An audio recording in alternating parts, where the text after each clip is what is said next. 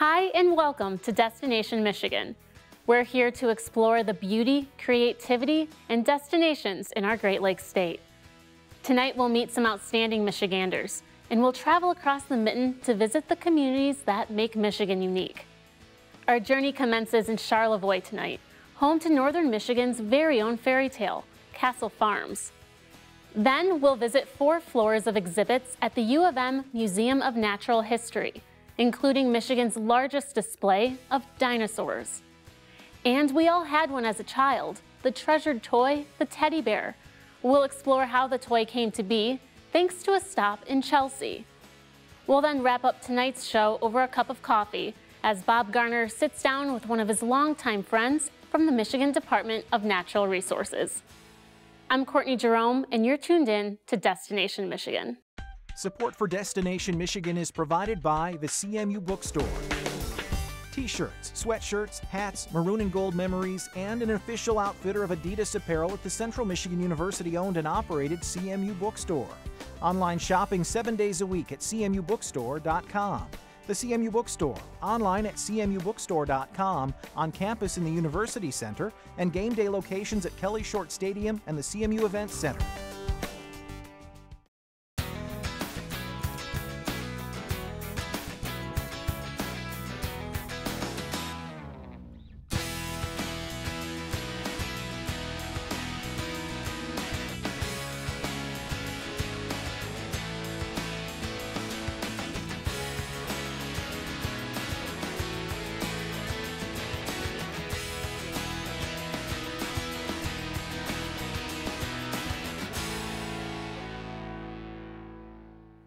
Cobblestone courtyards, soaring stone towers, magnificent sweeping gardens. They're all sights you'll see with a visit to the historic Charlevoix attraction, Castle Farms. Owner Linda Mueller describes to us the magic of this castle's past century. Many remember the days of outdoor concerts in Charlevoix, a town off Lake Michigan shores northeast of Traverse City and just west of Petoskey. This property that hosted those concerts from the mid-70s to early 90s has a fascinating past and present. It all started in 1917 when a corporate man from Chicago bought the northern Michigan land. His name was Albert Loeb. He was an executive of Sears, and he had vacationed up here, and he thought this would be a great place to have a model farm. Now, a lot of executives in big corporations had model farms. The Fords had a model farm. The Rockefellers had a model farm. And so this was very popular at the time. And so he had all this local material to build his barns out of.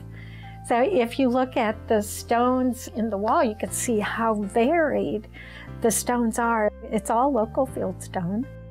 After building barns, horse stables, a carriage hall, blacksmith shop, ice house, office, and summer dairy shop, a process that took 2 years, the Loeb project was completed.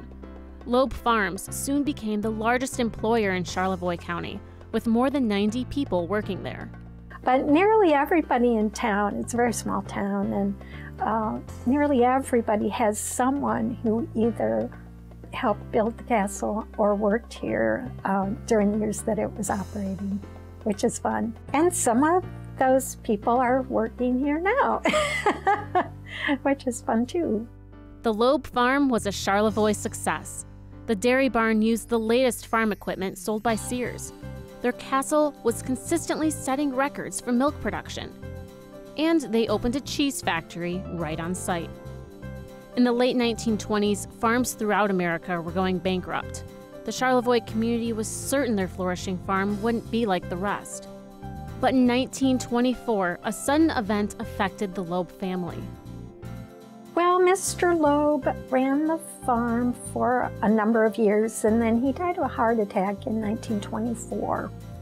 And so after he died, the family wasn't quite as excited about farming as he had been, and they didn't have the Sears income from him, and so they just had to stop farming. It was 1927 that they closed down the farm operations. For the next 30 years, the property and buildings were only used for storage, until the castle's knight in shining armor arrived in 1963. And that was Mr. John Van Haver, who was an artist in East Jordan, and also, I believe he worked at the ironworks, so he knew metallurgy, and he approached the Loeb family to see if they would sell him the farm building so that he could do metal casting and use it as an artist's studio. He did actually do a lot to preserve the roofs, the lower roofs on the buildings, and to clear out the rubble from when the big roof fell in. In dedication to all of Van Haver's preservation work, today there is a knight's garden in his honor. But that's not the end of this castle's fairy tale story. In 1969, Arthur and Irina Reibel purchased Castle Van Haver and renamed it Castle Farms.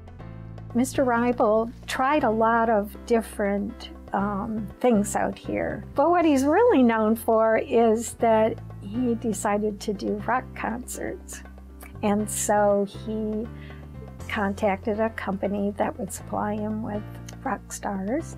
And over 30 years, he had rock concerts. And they were very big names at the time. Beach Boys and the Doobie Brothers and Willie Nelson. And it started out real nice, but it got rougher toward the end. They got into Kiss and Ozzy Osbourne, and the community was less and less supportive. And so he eventually stopped doing the rock concerts. In 1999, the property went up for sale again, and that's when we cue the queen in the Charlevoix Castle's tale, Linda Mueller. And my son said, "Do you know the castle's for sale? Wouldn't it be fun? We'll call the realtor and we'll tell him we're interested, and then we get to go through all the buildings." So we did, not ever dreaming that I was going to buy the place. And that was the tip of the iceberg. So here I was, January of 2001. I'm the owner of the property. It took about 9 months for the Muellers to clean up the property. Then their next 5 years were spent repairing, saving as much of the original castle as possible to stay true to its authenticity. In 2006, Linda Mueller was given the Governor's Award for Historic Preservation, and today the property hosts weddings, corporate events, festivals, and fundraisers, constantly giving back to the community.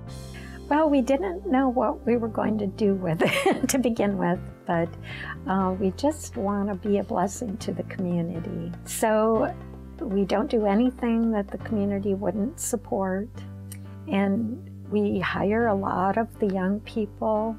The nice thing about the weddings is that we've extended the season for the hotels and the restaurants. So Charlevoix hasn't had quite the recession that the rest of Michigan's had, and I feel really good about that. My mother taught me to be cooperative and useful. So that's what I try to be. Castle Farms' latest project is a purchase of an additional 22 acres of land, including a pond with island and bridges and a trail for horse-drawn carriage rides. You can learn more at castlefarms.com. Now, if you want to discover Earth the way it was millions of years ago, there's no better place to do it than at the University of Michigan Museum of Natural History. Destination Michigan's Stephanie Mills shows us how the museum brings the past to life. Today at the University of Michigan Museum of Natural History, we're taking you way back in time. We'll uncover Earth's prehistoric past alongside the dinosaurs that once roamed Michigan. Oh, by far the dinosaurs are the most popular. We like to say the dinosaurs bring them in, and then once people are here, they discover all the other wonderful things that we have on display. The beauty of the University of Michigan Museum of Natural History in Ann Arbor begins before you even catch the first glimpse of the exhibits. The entrance is gorgeous, When you walk into the building, your eyes are immediately drawn to the high ceiling and stairway leading up to the second, third, and fourth floors. As you head up the steps to the first displays, you start to feel very, very small as you find yourself among the giants who roamed the earth and swam in the seas millions of years ago. The fossils come from all around the world. Some of the bigger ones are the mastodon exhibit, which includes a mastodon from Michigan near Lansing in Owasso, and a mastodon from Fort Wayne, Indiana. And then we have some really spectacular whales, ancient whale fossils that are from Egypt and Pakistan. I think the exhibit about prehistoric whales is really unique and world class, really, because the paleontologist who studies whale evolution at the University of Michigan is one of the world leaders in that area. So we've got some very spectacular skeletons on display and the latest research that he has done that shows about the history of whale evolution. This massive whale fossil is a Basilosaurus isis.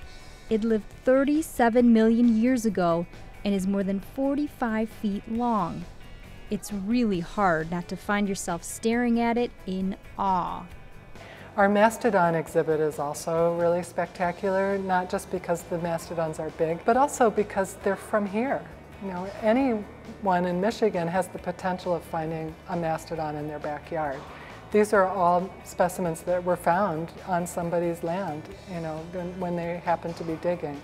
And over 250 mastodon finds have been made in southern lower Michigan alone.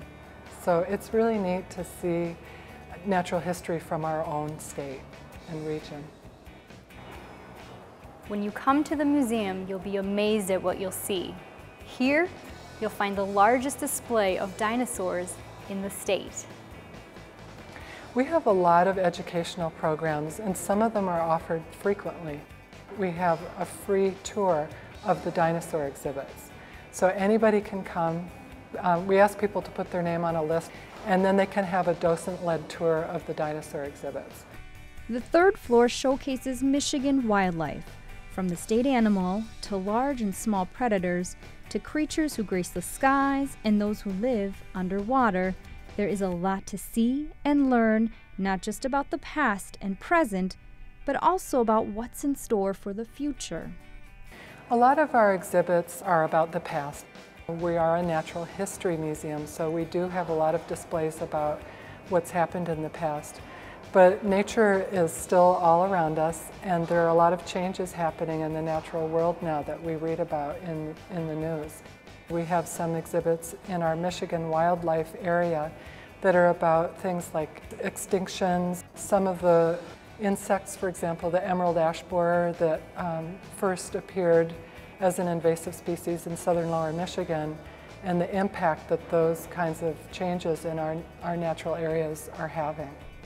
On the fourth floor, you'll find unique rocks and minerals, the building blocks of our planet, as well as the mesmerizing planetarium that takes visitors on a virtual trip through space. Here, you can explore the universe with a 3D-like feel under the dome. The planetarium is just one of dozens of highlights at the museum, along with many educational and interactive programs. In the fall, we have a program called ID Day, and that's a great day when people can bring in the objects that they have collected themselves. So if you've found a bone, a fossil, an egg, an insect, an arrowhead, bring it in on that day and you can get your objects identified. Every year, on the Sunday before Halloween, we open the museum for a family Halloween party, and it's our most popular event of the year. We have activities throughout the museum so people can trick or treat their way from station to station and get candy treats at each place or a small toy, and learn about natural history topics like owls and spiders, and we always have live animals like snakes and things like that. So it's really fun. Fun, fascinating, and always evolving. What you see in a museum is a snapshot of science as we know it at the moment we completed the exhibit. But science is constantly changing, Scientists are finding out new information every day. I mean, you open the newspaper, turn on the TV, you'll hear about some new discovery in science. So we're always playing catch up. We're trying our hardest to keep up to date with our exhibits, and we think that's really exciting. The Museum of Natural History's website is a great resource for staying up to date on current happenings and events. While the teddy bear has been a treasured toy for more than a century, he's often the go-to for parents as the silent soother for fussy children. But the popular cuddler didn't start off that way, as Stephanie Mills found out during a visit to the Chelsea Teddy Bear Company and Toy Museum in downtown Chelsea.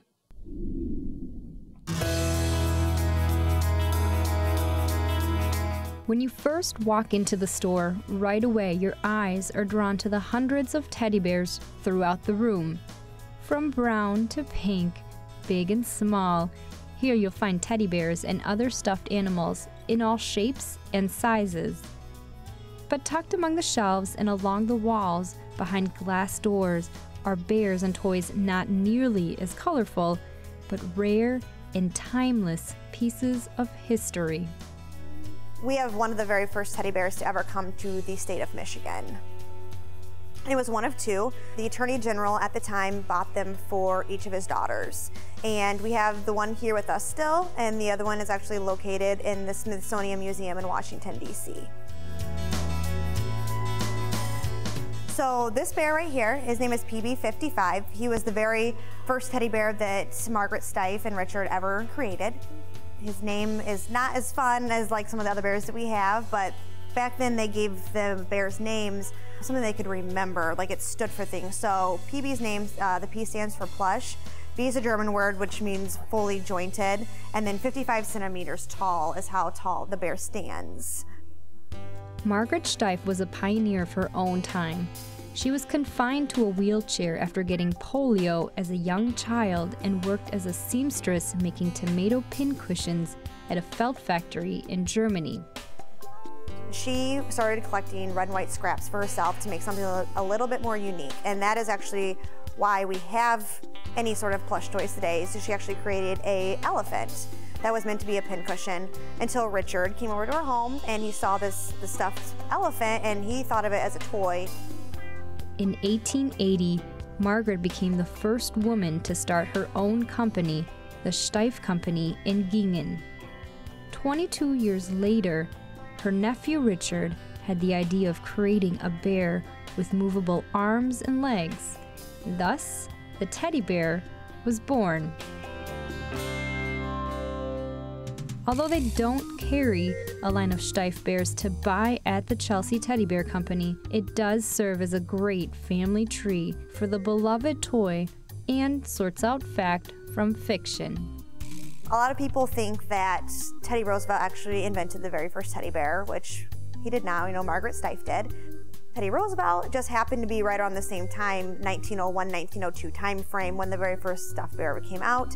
He actually saved a baby bear from being killed, and the press caught wind of it, so all of the kids started calling their bears Teddy's bears. This is that electoral pin that he wore. This is not the only one left in the world. There are still several floating around here, but this is what he would wear during the election. They didn't have any sort of buttons with their faces on it or stuff like that, so they each picked their own animal. Here at the Chelsea Teddy Bear Company, not only do they teach you about the history of the teddy bear, they also make some of them. When people come here, they can pick from several different types of bears. We have our actually Chelsea bear. She's very, very cute. They can stuff from those. There's several different price ranges that you can go from. And that's not all. They also make stuffed bears inside their massive factory. Then we have Garner. We have hot chocolate, which is a dark version of pancake. We have regular pancake. And then we also have Pillow Bear. Garner takes up to 3.5 hours to make. He's made up of 35 different pieces, and he is fully jointed. He has the American flag little tag on his foot, and it says Made in USA, Chelsea, Michigan on it.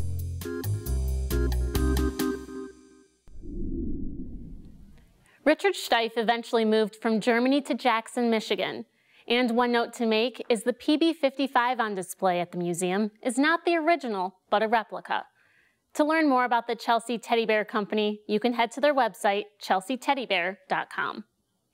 Our next stop is with Bob Garner. He's our outdoors enthusiast, and we often find him hunting and fishing with some of his favorite friends. And tonight, we get to meet one of them. He's the Assistant Chief of the DNR's Law Enforcement Division. So here's a look inside the friendship of Bob Garner and Dean Molnar. Dean Molnar is what I call the original Boy Scout. That's not just a way to sum him up. Dean spent many of his growing up years in grayling, fishing the Au River, and hunting the river pockets for rabbits. He was one of the original Eagle Scouts from that area. And while he's a hunting and fishing buddy of mine, you have seen him on at least 30 editions of WCMU's Ask the DNR over the last decade and a half. And while he is the second highest ranking conservation officer in the state, I'd like you to get to know Dean the way I do. So we're venturing to his home on the Pine River, beautiful place it is too, and there's a warm wood fire burning, and we've got plenty to talk about. You know, you and I met, I was still doing the old Michigan Outdoors. Yep. And what year was it? You came down in? Well, I hired on in '89, went to the police academy in August of '89. Hired on, got out of the police academy in November, and I started down in Clinton County in January of '90. I think it was that first fall. Yeah, it might have been, yeah. I think it was that first fall. Yeah. Anyway, I called in a rap complaint and didn't get any answer to it.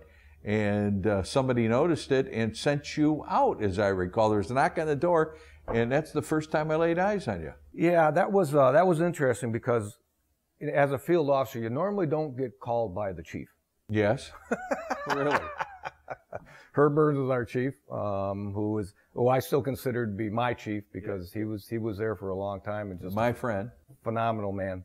And he called up and said that, hey, you got a complaint that needs to be taken care of. Oh, okay, what is it? He told me, so that's when he sent me over to see you, and I thought, holy crap, and here's this guy that's on TV, you know, and all this and that. And I go like, well, okay, whatever, sure. It's January or so, the Christmas tree's still up, and I go like, oh, that's okay. I look on the back deck, and there's a trap thrower bolted to the back. Pigeon thrower. Cool. Yep, and I thought, yeah, this guy's all right.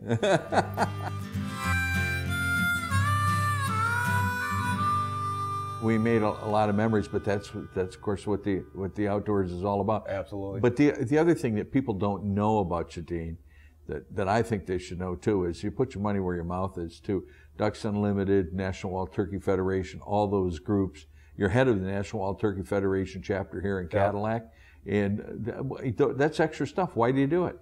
For me, it's something that it's a lifestyle, and by getting involved in Ducks Unlimited or whitetails or turkeys or all that other things we're in, you're dealing with people that support you.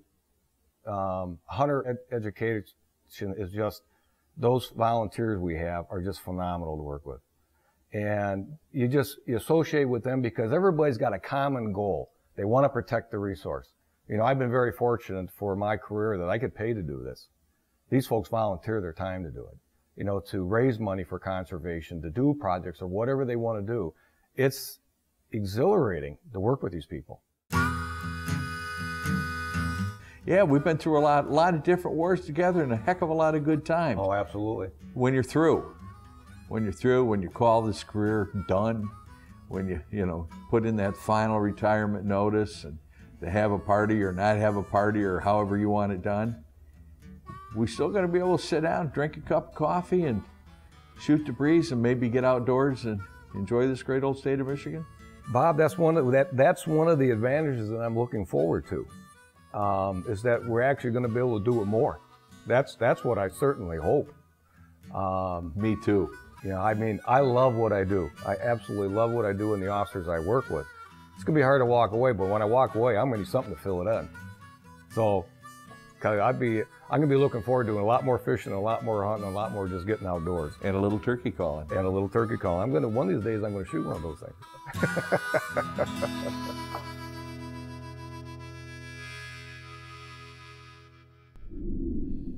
If you'd like to hear the rest of Bob and Dean's chat over coffee, it's available on our WCMU YouTube channel. Well, now we'll conclude our episode with a little Destination Michigan trivia for you. About how many Civil War flags will you find in the Save the Flag Project's collection in Lansing? Stay tuned for the answer. Support for Destination Michigan is provided by the CMU Bookstore. T-shirts, sweatshirts, hats, maroon and gold memories, and an official outfitter of Adidas apparel at the Central Michigan University-owned and operated CMU Bookstore. Online shopping 7 days a week at cmubookstore.com. The CMU Bookstore, online at cmubookstore.com, on campus in the University Center, and game day locations at Kelly Short Stadium and the CMU Events Center. Our Destination Michigan trivia question for the night. About how many Civil War flags are in the Lansing collection of the Save the Flags Project? The answer is around 160. As part of the restoration of the Michigan State Capitol, the Save the Flags Project was launched in 1991 to help save and protect battle-torn Civil War flags that had been displayed for decades in the Capitol Rotunda. Thanks for joining us tonight on Destination Michigan. We hope you'll tune in again and learn more about the state we all love to call home.